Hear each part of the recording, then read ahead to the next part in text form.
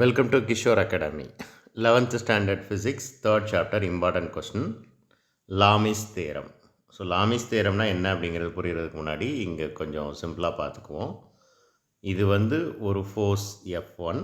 இந்த ஃபோர்ஸோட magnitude value எதை depend பண்ணியிருக்கோம்னா இதுக்கு ஆப்போசிட்டில் இருக்கிற இந்த ஆங்கிள் வேல்யூவோட ஆங்கிளோட சைன் வேல்யூ.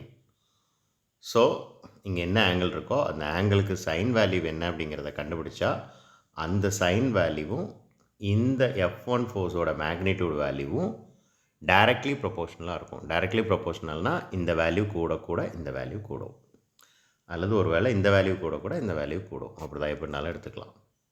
இதே மாதிரி தான் இந்த ஃபோர்ஸுக்கு இங்கே இருக்கிற ஆங்கிளோட சைன் வேல்யூ, அதே மாதிரி இந்த ஃபோர்ஸுக்கு இங்கே இருக்கிற ஆங்கிளோட சைன் வேல்யூ. இப்போ நீங்கள் பாருங்கள், இங்கே இருக்குது டெஃபினிஷன்.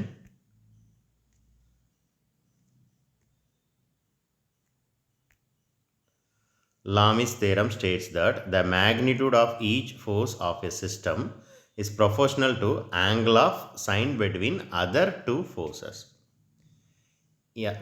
இந்த ரெண்டு ஃபோர்ஸுக்கு இடையில் இருக்கக்கூடிய ஆங்கிளாக தான் இருக்கும். ஓகே, அப்போ நான் இந்த படத்தில் என்ன எக்ஸ்பிளைன் பண்ணணும் அதை வேர்டிங்ஸாக கொடுத்துருக்குறாங்க. ஈக்குவேஷன் எழுதணுன்னா இங்கே பாருங்கள், F1 is directly proportional to sin alpha, இந்த ஆங்கிளை ஆல்ஃபான்னு எடுத்துக்கிறோம். F2 is directly proportional to sin beta, இந்த ஆங்கிளை பீட்டான்னு எடுத்துக்கிறோம்.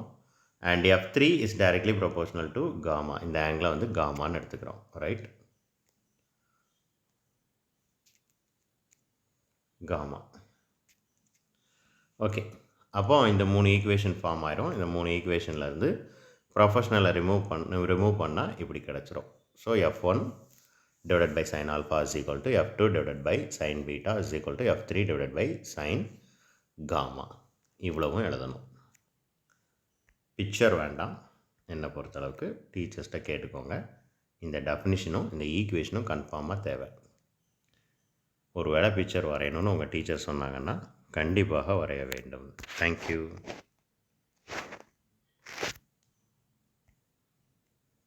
இந்த பிக்சர்லேருந்து அண்டர்ஸ்டாண்ட் பண்ணிக்கலாம். ஆல்ஃபா பீட்டா காமா இங்கே தான் இண்டிகேட் பண்ணியிருக்கிறாங்க. தேங்க்யூ.